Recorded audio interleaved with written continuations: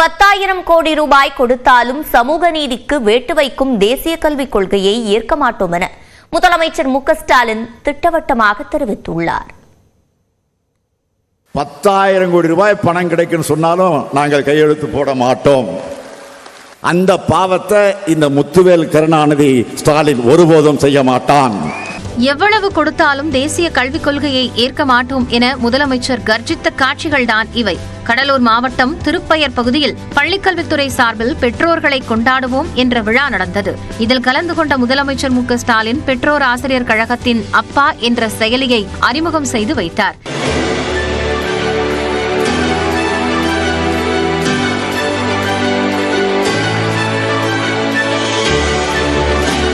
இந்த நிகழ்ச்சியில் பேசிய அவர், சமூக நீதிக்கு, தமிழுக்கு, தமிழ்நாட்டிற்கு, தமிழ் மக்களுக்கு வேட்டு வைக்கிற கொள்கைதான் தேசிய கல்விக் கொள்கை என்றும் அதனை ஏற்க முடியாது என்றும் கூறினார். தேசிய கல்விக் கொள்கையை ஏற்க மாட்டோம்னு உறுதியா சொல்றோம்.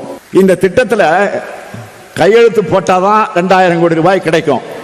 10,000 கோடி ரூபாய் பணம் கிடைக்கும் சொன்னாலும் நாங்கள் கையெழுத்து போட மாட்டோம். 2,000 கோடி ரூபாய்க்காக பணத்துக்காக இன்னைக்கு நாங்கள் கையெழுத்து போட்டா என்ன ஆகும்? கொஞ்சம் சிந்திச்சு பாருங்க. 2000 ஆண்டுக்கு பின்னோக்கி நம்ம தமிழ் சமுதாயம் போயிடும். அந்த பாவத்தை இந்த முத்துவேல் கருணாநிதி ஸ்டாலின் ஒருபோதும் செய்ய மாட்டான். பின்னர் தேசிய கல்விக் கொள்கையால் ஏற்படும் பாதிப்புகளை முதலமைச்சர் பட்டியலிட்டார். நாம கடைபிடிக்கிற சமூக நீதி கொள்கையை நீர்த்து போக செய்வது, பட்டியலின, பழங்குடியின, இதர பிற்படுத்தப்பட்ட மக்களுக்கு இப்ப உதவி தொகை தர்றோம். இதை ஒன்றிய அரசின் திட்டம் மறுக்குது. 3ஆம் வகுப்புல பொது தேர்வு, 5ஆம் வகுப்புல பொது தேர்வு, 8ஆம் வகுப்புல பொது தேர்வுன்னு வச்சு பிள்ளைகளை வடிகட்ட பார்க்கிறாங்க. 9ஆம் வகுப்பு முதல் 12ஆம் வகுப்பு வரை செமஸ்டர் தேர்வு முறையை கொண்டு வர போறாங்க. இப்ப மருத்துவக் கல்லூரியில் சேர நீட் தேர்வு வைக்கிறது போல பொறியியல் படிப்புக்கும் ஆர்ட்ஸ் காலேஜுக்கும் தேர்வு வச்சு தான் எடுப்பாங்க. 10ஆம் வகுப்பு முதல் பட்டப்படிப்பு வர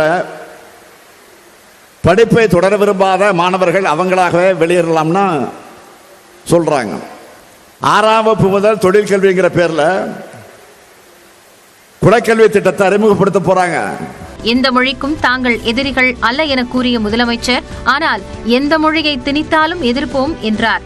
மற்ற மாநில மொழிகளையும் காக்கின்ற கொள்கையாக தமிழ்நாட்டின் மொழிக் கொள்கை இருப்பதாக முதலமைச்சர் கூறினார். ஒரு பக்கம் நமது பள்ளிக்கல்வித்துறையை பாராட்டும் மத்திய அரசு, மறுபக்கம் நமக்கான நிதியை தர மறுப்பதாக சாடினார். தமிழ்நாடு பள்ளிக்கல்விக்கான நிதியை ஒன்றிய அரசு வழங்கவில்லை என்றாலும் ஒருங்கிணைந்த பள்ளிக்கல்வி திட்டத்தின் கீழ் மாநிலத்தில் செயல்படுத்துகிற திட்டங்கள் எதையும் நிறுத்தாம அவற்றை தொடர்ந்து நாங்கள் செயல்படுத்துவோம், அது உறுதி.